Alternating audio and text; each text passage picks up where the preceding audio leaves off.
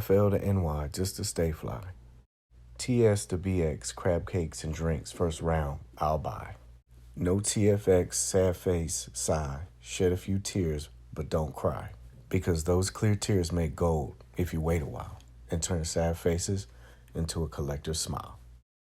I am back.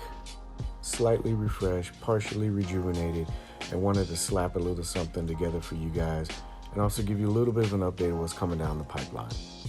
So I am currently working on this year's Toy Fair Q&A wrap-up. Well, technically not currently because I'm doing this video right now. But if everything goes as planned, I want to have that out to you guys by Wednesday evening. I can tell you it will not take as long as it did last year. I think you guys also noticed I didn't do a weekly, and that's because I wanted to solely focus on Toy Fair and get as much information as possible. But after reading a couple of posts on the board in the past few days, I decided to make a quick video to kind of shake the rust off a little bit, so to speak, with a little segment I'm going to call Under the Mezcroscope, Episode 1. Quick side note, it took me 13 takes to do that. So what this segment is pretty much a visual breakdown or some quick hit observation about Mezco figures that go up for pre-order or get revealed at shows. So it's kind of similar to trailer breakdown videos, only with figures. And the first figure that's going to get thrown under the slide is going to be the Mezco 112 KG Beast. That's weird. I didn't know whether to call that KG Beast or KGB Beast, but I'm pretty sure you guys get the idea. So I'm going to be completely honest with you. I'm not really familiar with this character, but from the description that I read, it says that he is a cybernetically enhanced assassin with a titanium alloy prosthesis that is able to house a gun, sledgehammer, machete, and a sickle. There were a couple things that stuck out to me about this figure when I first saw him at the fair, and one is that he looks a tad bit taller than the average male body. I think he's listed at 6.6 inches, which is 17 centimeters. Another thing that kind of stuck out to me was the interchangeable gun area. It looked to be very detailed, but unfortunately they didn't have any of the other weapons or alternate heads available to view at Toy Fair. So I am happy that we're getting some new characters on the villain side. It seems like they're focusing more on that this year and trying to build up that rogues gallery to kind of balance out the number of Batman that they've been producing for the past 2 years. Now, initially I really didn't want to show this because I didn't want to feed into what seems to happen every convention when any figure is revealed or showcased, but I thought about it for a little bit and I think it creates a very interesting talking point. So, some of you might be asking yourself, what am I looking at? Well, this is the arm of KG Beast, and you can see that it's being held together by glue at the arm joint. I think it's very important to point this out because there seems to be a little bit of a misconception about when a figure is shown at one of these shows, that is actually going to be the product that we're going to get at release. I've said this before in the past, but I'll go more into it with the Q&A wrap-up, but these are prototypes.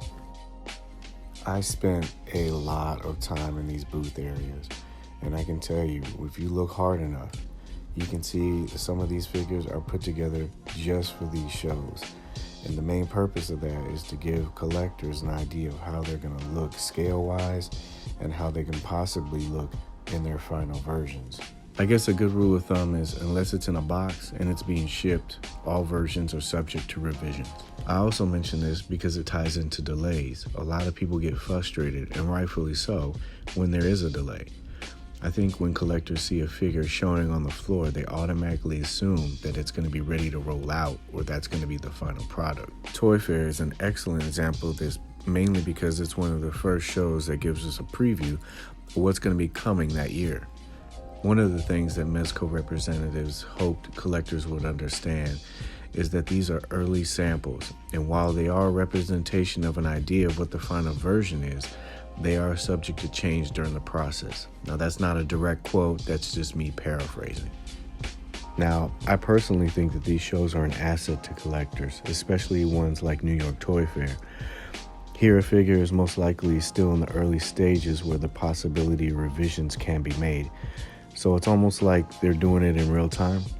And if there's something that a majority of the collectors do not like, they can voice their opinion and possibly have some of those things changed. Some previous examples of this are Wolverine, Nightmare Batman, John Wick, and the recent Iron Fist. I'm sure the company has to take a lot of things into consideration as far as time it would take to make the revisions or the cost as well. I think it's also important to point out we are collectors and we all have different preferences. So what bothers one person may not bother another.